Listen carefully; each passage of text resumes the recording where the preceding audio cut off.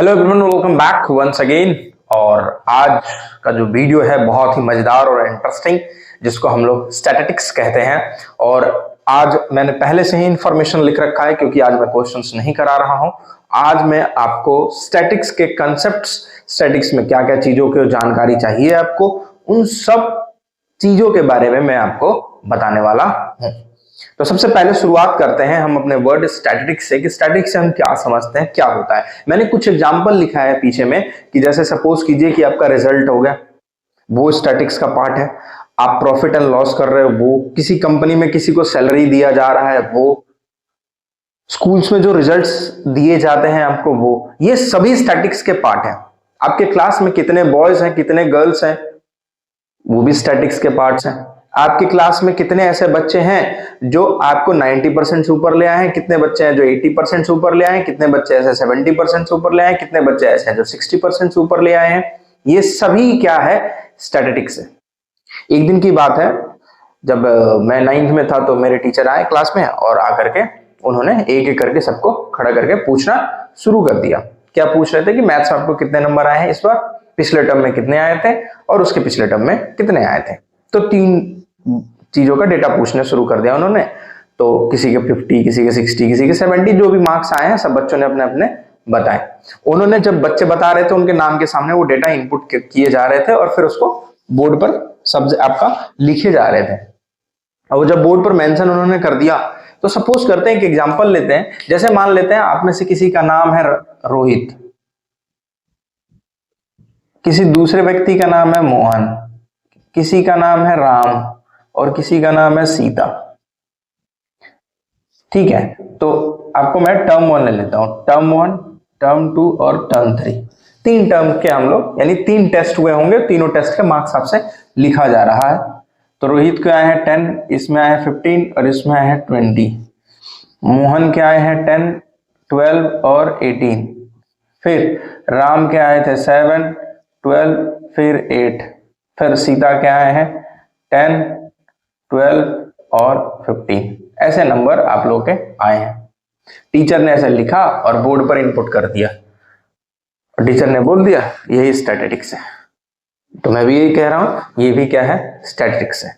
ये भी आपको डेटा शो कर रहा है, ये रिप्रेजेंट कर रहा है न्यूमेरिकल फिगर को। ये ना राम सोहन मोहन से क्या करना है, न्यूमेरिकल फिगर्स यानी these are the numerical figure. ठीक है, अब इसका प्रॉफिट एंड लॉस से भी हम कैलकुलेट कर सकते हैं। जैसे कि मान लो कि रोहित ने पहले महीने 10 रुपए कमाया, दूसरे महीने 15 रुपए कमाया, फिर तीसरे महीने 20 रुपए कमाया। तो प्रॉफिट हो रहा है या लॉस हो रहा है उसको, तो वहां पे आप कैलकुलेट करके बता सकते हैं कि प्रॉफिट हो रहा है या लॉस हो रहा है। तो स्टैटिस्टिक्स का सिंपल और आसान भाषा में क्या मतलब हो गया कि द कलेक्शन ऑफ डेटा। और जो इन डेटा को कैसे किया जाएगा, पर्सनलाइज किया जाएगा, बिल्कुल एकदम क्लियरिफाई कर दिया जाएगा। और एक ये तरीका होता है किसी चीज को करने का। तो सबसे पहले वर्ड हमारा जो डेटा आ रहा है उसको हम जान लेते हैं कि what is the meaning of data. तो डेटा क्या है, a collection of information in numerical figures. यानी डेटा वो है जिसका हम कलेक्शन करते हैं। कलेक्शन का मतलब इकट्ठा करते हैं इंफॉर्मेशंस को न्यूमेरिकल फिगर्स में। देखो टीचर ने इकट्ठा कर लिया सभी के न्यूमेरिकल फिगर्स में मार्क्स, और वहां पे ये आपका हो गया डेटा। अब फिर कहता है कि स्टैटिस्टिक्स का एक्चुअली डेफिनेशन या कहा जाए तो क्या होता है, तो कहता है कि इट इज द साइंस, एक साइंस है यानी एक टेक्निक है, विच डील्स विद, जो डील करता है विद द कलेक्शन। किस किसी से डील करता है, तो कलेक्शन से डील करता है, प्रेजेंटेशन से, फिर एनालिसिस से और फिर इंटरप्रिटेशन ऑफ न्यूमेरिकल डेटा। बात आ गया न्यूमेरिकल डेटा का क्या मतलब बनता है आपका यहाँ पे, कि इकट्ठा करेंगे उसको प्रेजेंट करेंगे। तो टीचर ने क्या किया, सभी के नंबर इकट्ठा किए, फिर उसको प्रेजेंट किया, फिर एनालाइज किया कि कौन बच्चे में प्रोग्रेस है, किस बच्चे में प्रोग्रेस नहीं है, मार्क्स के अकॉर्डिंग।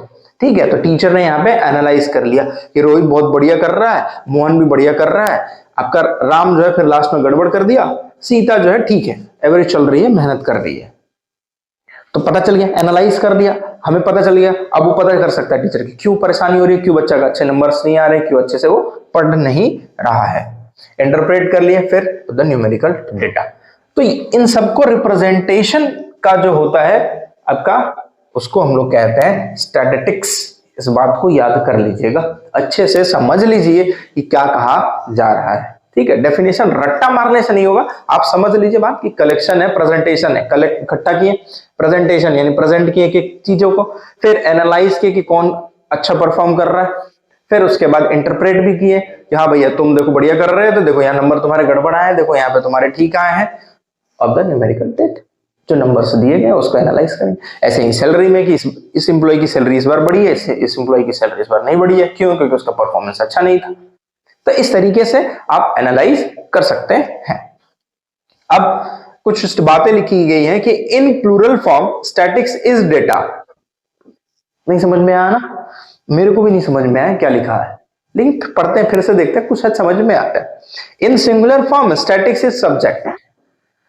कह ये रहा है कि प्लूरल फॉर्म का मतलब यहां पे ये कहना चाहता है कि अगर मैं आपसे कहूं कि आप ना अपने क्लास का डेटा दो मुझे, या स्टैटिक्स बताओ, ठीक है, क्लास के अपने स्टैटिक्स बताओ कि कितने बॉयज हैं कितने गर्ल्स हैं, तो अब इससे क्या समझते हैं आप कि नंबर्स बताएंगे आप कि कितने लड़के हैं कितने लड़कियां हैं।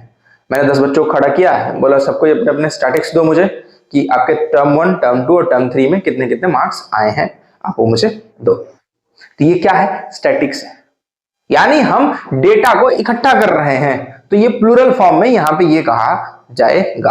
अब आता है कि स्टैटिक्स जो है सिंगुलर फॉर्म में सब्जेक्ट है।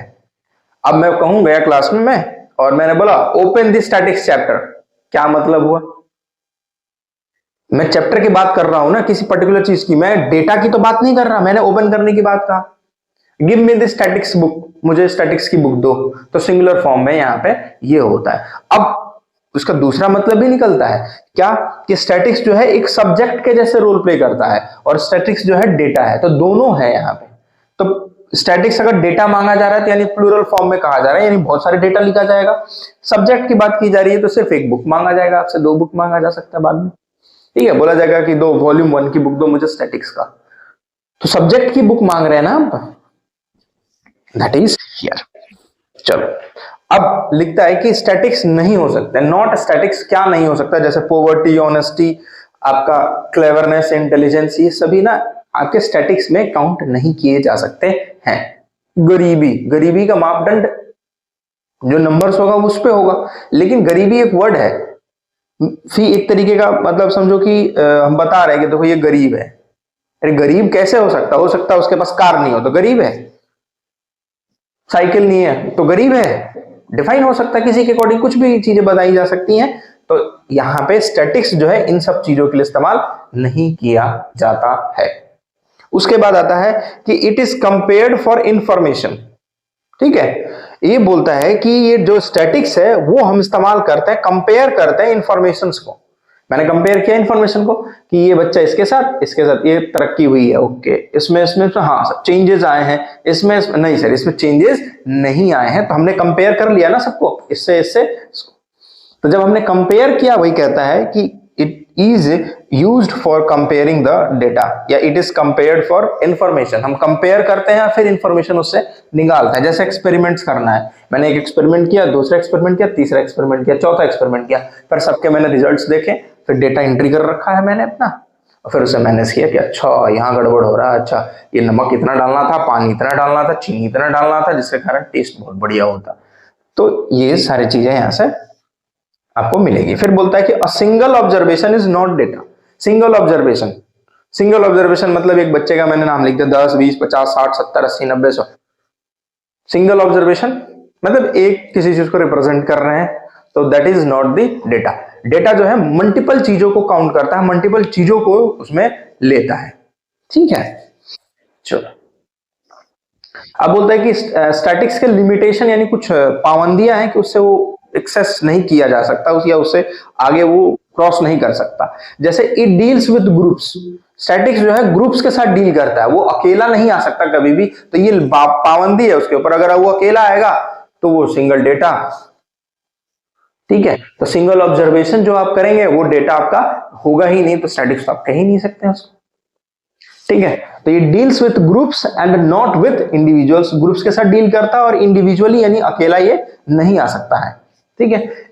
Its laws are not exact, okay, यहां पे इट्स लगना था, यहां पे its laws are not exact, यानी कहता है कि स्टैटिक्स का जो डेटा का जो लॉ है, जो नियम है इकट्ठा करने का, इंफॉर्मेशन लेने का, एनालाइज करने का, वो एग्जैक्ट नहीं हो सकता कभी भी। एक इन्वेस्टिगेटर अपने हिसाब से इन्वेस्टिगेट करेगा, दूसरा वाला इन्वेस्टिगेटर दूसरे हिसाब से इन्वेस्टिगेट करेगा।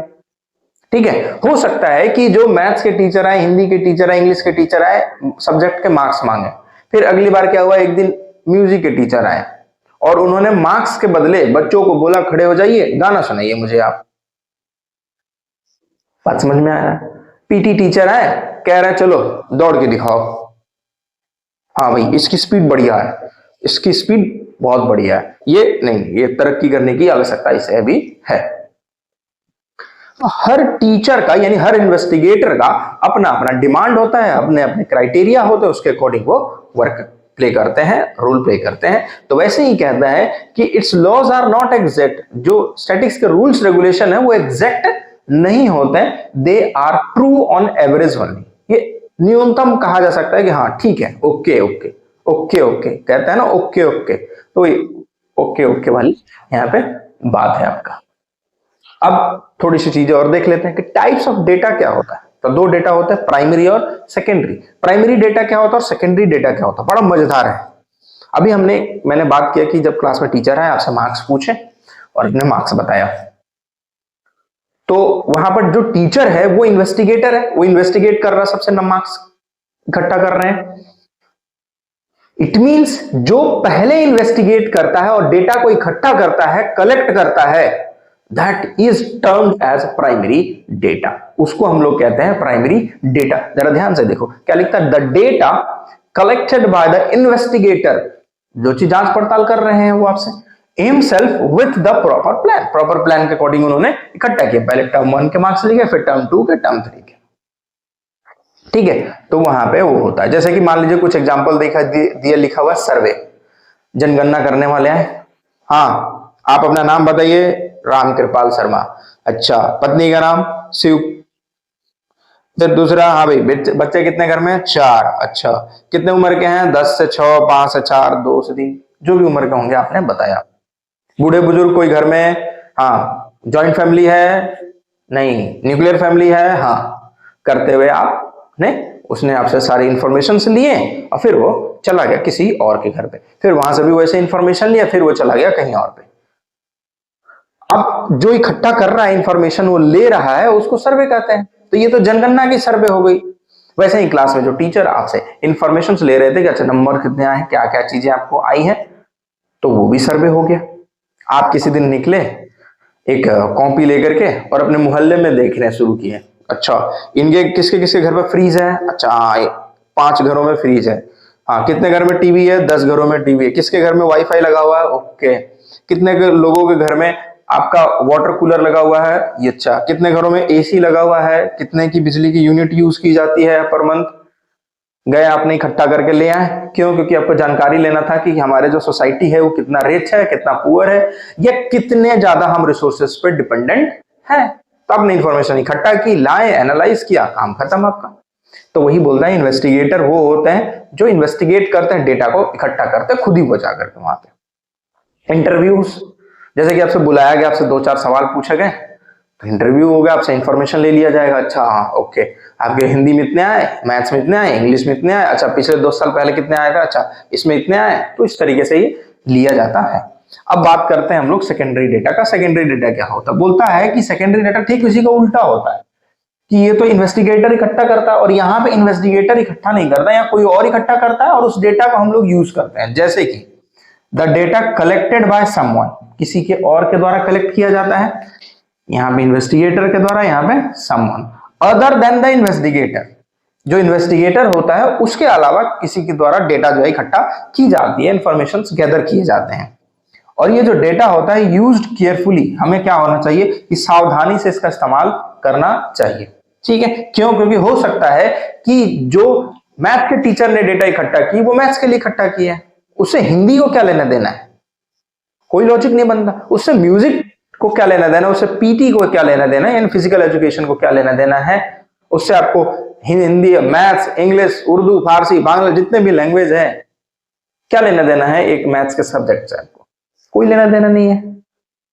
कंपेयर कर सकते हैं क्या? नहीं। तो जब लॉजिक है ही नहीं तो मैथ्स के टीचर का डेटा लेके कोई क्या क्या करेगा? नहीं कुछ कर सकता, सिर्फ वो मैथ्स के टीचर का ही काम आ सकता है। तो वैसे ही हम किसी भी सब्जेक्ट का या किसी भी चीजों का डेटा लेते हैं तो हमें ध्यान रखना है कि क्या हमें इसमें से मिलेगा या नहीं मिलेगा कुछ भी। तो वहां पे वो चीज है, ठीक है। It is not fully relevant, वही लिखा कि फुल्ली रेलेवेंट नहीं होता, पूरे तरीके से लागू नहीं होता कि अच्छा ये जो कहा जा रहा है ये इसी के रेलेवेंस में कहा जा रहा है, ठीक है। फिर fully relevant to the investigation, जैसे कि एग्जाम्पल में लिखा हुआ है बुक्स, रिपोर्ट्स, वेबसाइट। आपने बुक पढ़ा एनसीईआरटी, उसमें मान लो कि कुछ लिखा हुआ है कि जो राम जो है 5 फीट का है, ठीक है। और एक आपने रेफरेंस बुक किसी पब्लिकेशन का लिया दूसरा, और वहां पे लिखता राम जो है 5 फीट 2 इंच का है। अब मुझे बताओ किसकी डेटा ज्यादा रेलेवेंट होगी? जाहिर सी बात है बोलोगे सर दोनों बुक में कुछ अलग अलग दे रखा है, तो हम उसकी डेटा लेंगे जो गवर्नमेंट के द्वारा इशू किए जाते हैं। तो गवर्नमेंट कौन सा इशू डेटा रिलीज करता है? आपका एनसीईआरटी में रिलीज करता है, तो हम 5 सेंटीमीटर या 5 फीट जो भी होगा उसकी हाइट को मानेंगे। तो देख रहे हो जैसे बुक चेंज हुआ डेटा बदल गया, ठीक। रिपोर्ट्स, हो सकता है कि मैथ्स के टीचर ने रिपोर्ट दिया कि 20 बच्चे मेरे क्लास में बहुत बढ़िया कर रहे हैं, 5 बच्चे बढ़िया नहीं कर रहे हैं, उनको मेहनत करने की आवश्यकता है, दे दिया। हिंदी के टीचर ने बोला कि सर 30 के 30 बच्चे अच्छे से कर रहे हैं। इंग्लिश के टीचर है सर कोई नहीं कर रहा है।